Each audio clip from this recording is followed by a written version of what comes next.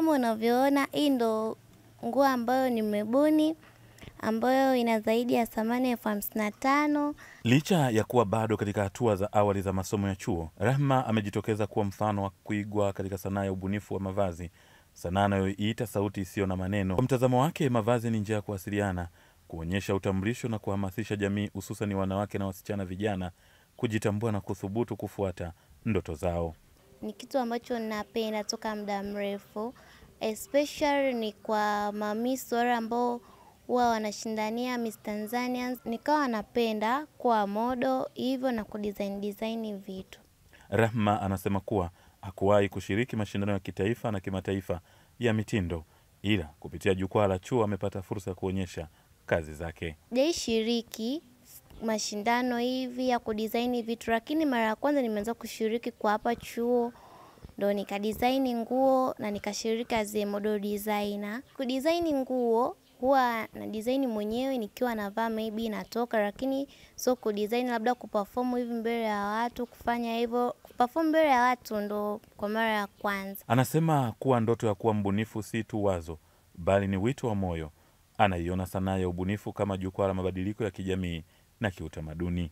Sababu ni kitu ambacho ninapenda, especially kama nilivyosema, kutokana na mamis walivyokuwa wanafanya. So napenda the way wana move, zero motion, the way wana dress confidence. So nikawa napenda. Nikaamua tu kuwa as a model designer, ambayo hata nikidesign nguo nikivaa I can use the motion. Safari ya mafanikio yake haijawa ya peke yake. Rahma anakiri kuwa msaada mkubwa kutoka kwa watu wa karibu imempa nguvu ya kuendelea. Sapoti inatoka kwa wanafunzi wenzangu, mama yangu, hivyo familia yangu. Rahma anakiri kuwa amejifunza kuendesha maisha ya chuo kwa kupanga muda wake vizuri, jambo linalomwezesha kuendelea vizuri na masomo huku akikuza kipaji chake. Kusoma tunasoma, sema kuna ile extra time, mfano weekends, kuna muda ambao unakuwa free uingie darasani, labda hiyo siku unakuwa huna kipindi. So inakuwa ndo muda wa ku-create vitu na kufikiria vitu vyako kichwani ambavyo unaweza ukavifanya na ukavipresent mbele ya watu. Hata hivyo, si kila jambo limekuwa rahisi kwake. Anakiri kuwa upokeaji wa kazi zake wakati mwingine umekuwa na changamoto. Mapokeo kwa upande wa ndugu zangu yamekuwa tu mazuri, especially mama yangu na wajomba zangu wameyapokea vizuri, ndio watakuwa wananisponsor kwa kila kitu nitakachokuwa nahitaji kubuni, vitu ambavyo nitahitaji kufanya.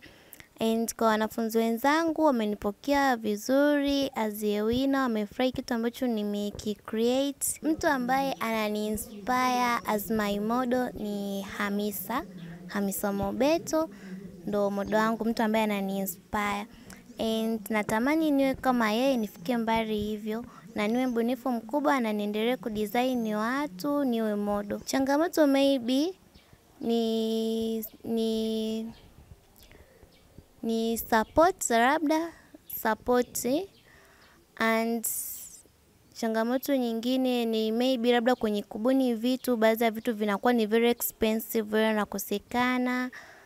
Hivyo ndo changamoto ambayo inakuwepo kubwa sana. Katika mahojiano yangu na baadhi ya wanafunzi wenzake, wamesema mengi kuhusu kazi za Rahma. Kwa sasa ni mbunifu mzuri sana na ubunifu wake ni wa kushangaza. Kwa hapa alipofikia anahitaji sapoti ndogo tu ili aweze kuinuliwa zaidi na kufanya ubunifu wa juu na wa juu zaidi.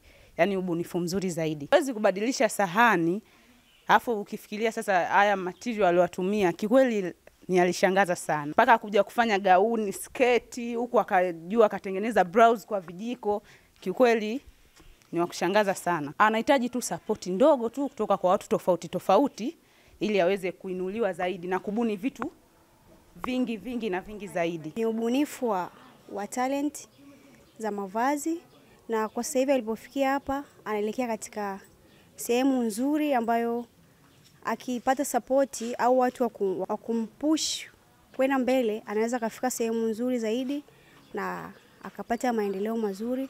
Kwa hiyo tunahitaji support ambayo itaweza kumfanya Rahma aweze kujulikana zaidi na aweze kuboresha talenti yake kuwa nzuri zaidi. And hivi vijiko vilikuwa ni creativity, nahitaji niweke hivi, lakini humo nahitaji niweke fedha ni yale manyoya. Licha ya changamoto za kuunganisha masomo na ubunifu, Rahma anasema kuwa yuko mbioni kuzindua chapa ndogo ya mavazi itakayolenga mitindo rafiki kwa mazingira, huku akilenga kuendeleza ubunifu unaoleta uhamasishaji wa kijamii. Kasisi Costa, Habari Weekend, Shinyanga.